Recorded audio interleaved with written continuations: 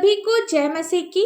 आज का ठहराया हुआ पवित्र वचन है भजन संहिता 33 अध्याय का 6 से 9 पद, जिसमें लिखा है, आकाश मंडल यहोवा के वचन से और उसके सारे गण उसके मुंह की श्वास से बने। वह समुद्र का जल ढेर के समान इकट्ठा करता, वह गहरे सागर को अपने भंडार में रखता है।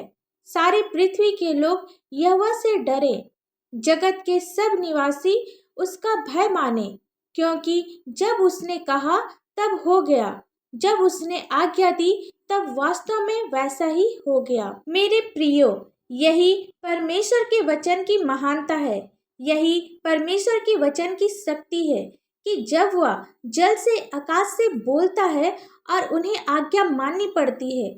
वह चंद्रमा, तारों, सूर्य से बोलता है और वे भी आज्ञा मानती है। परमेश्वर ने जो कुछ भी बनाया है वह उनकी आज्ञा मानने को तैयार है, सिवाय पुरुष और स्त्री के। हम मनुष्य परमेश्वर की आज्ञाओं को नहीं मानते। हम सभी जानते हैं कि आदम और हवा ने परमेश्वर की आज्ञा को ना मानकर पाप के भागी बने।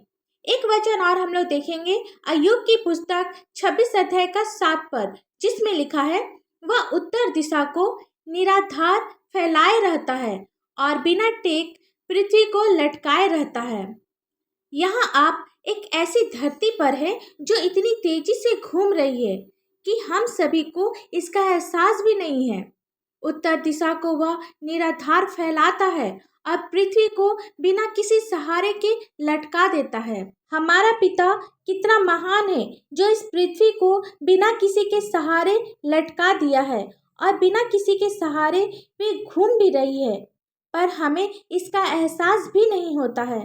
हमें परमेश्वर के किसी भी वादे पर कभी संदेह नहीं करनी चाहिए, किसी मनुष्य पर विश्वास नहीं करना चाहिए, बल्कि परमेश्वर का विश्वास ही है जिसकी आपको आवश्यकता है। हमें परमेश्वर की शक्ति पर, परमेश्वर के बोलने पर, परमेश्वर के आश्चर्य कर्मों पर कभी संदेह नहीं करना है। जिस प्रकार उसकी आज्ञा आकाश मंडल, तारेगण, समुद्र, सूर्य, चंद्रमा मानते हैं, तो हम मनुष्य को भी परमेश्वर ने अपने स्वरूप बनाया है। क्या हम उनकी आज्ञा नहीं मान सकते? जिसने परमेश्वर की आज्ञा मानी वे टिके हुए हैं, पर हम मनुष्य जो परमेश्वर की आज्ञा नहीं मानते, हम पर काफी विपत्तियां, दुख, तकलीफ, परेशानी आती है। इसलिए वचन कहता है, सारे पृथ्वी के लोग यहोवा से डरे, जगत के सब निवासी उसका भय माने, क्योंकि जब उसने कहा तब हो गया, जब उसने आज्ञा दी तब वास्तव में वैसा ही हो गया। जब हम सभी परमेश्वर का भय मानेंगे, परमेश्वर की आज्ञाओं को मानेंगे, तब हमारे जीवन में भी हर दुख, तकलीफ, मुसीबत दूर हो जाएगी। हम सभी आकाश मंडल के तारागण की तरह टिके रहेंगे। हमें परमेश्वर के इस वचन पर विश्वास करना है और अपने जीवन में अद्भुत कार्य को देखना है। आइए हम सब प्रार्थना करें। धन्यवाद धन्यवाद धन्यवाद हो पिता परमेश्वर, हालेलुया हालेलुया हालेलुया। स्तुति स्तुति स्तुति हो, स्वर्ग धाम में हो शरणा। पिता, हम आपको लाखों लाख धन्यवाद देते हैं आज के सुंदर से दिन के लिए पिता परमेश्वर, अब विशेषकर आज के सुंदर से वचन के लिए पिता। वचन को समझने में, वचन के अनुसार चलने में आप हमारी सहायता और मदद कर पिता।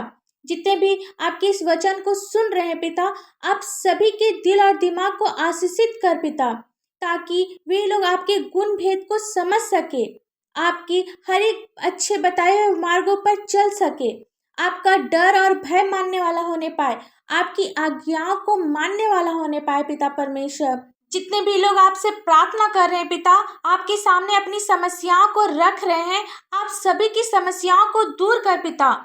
पिता, प्रार्थना करते हैं एक एक बीमारी, चिंता, परेशानी, दुख, तकलीफ, नशे की बुरी आदत, कर्जे, पति पत्नी के लड़ाई झगड़े दूर होने पाए यीशु मसीह के पवित्र और मीठे नाम से। पिता, हर एक घर में आपकी आशीष हो, हर एक घर में आपकी चंगाई हो। जिनके पास कोई संतान नहीं है, आप उसे एक सुंदर से संतान की आशीष दे पिता। और आपसे हम लोग क्या मांगे, इस प्रार्थना को आपके मीठे और पवित्र नाम से मांगते हैं। दया से सुन और स्वर्ग राज में ग्रहण कर। आमीन। परमेश्वर का यह वचन आप सभी के पास पहुंचे, इसके लिए आप हमारे इस चैनल को लाइक, शेयर और सब्सक्राइब करें। धन्यवाद।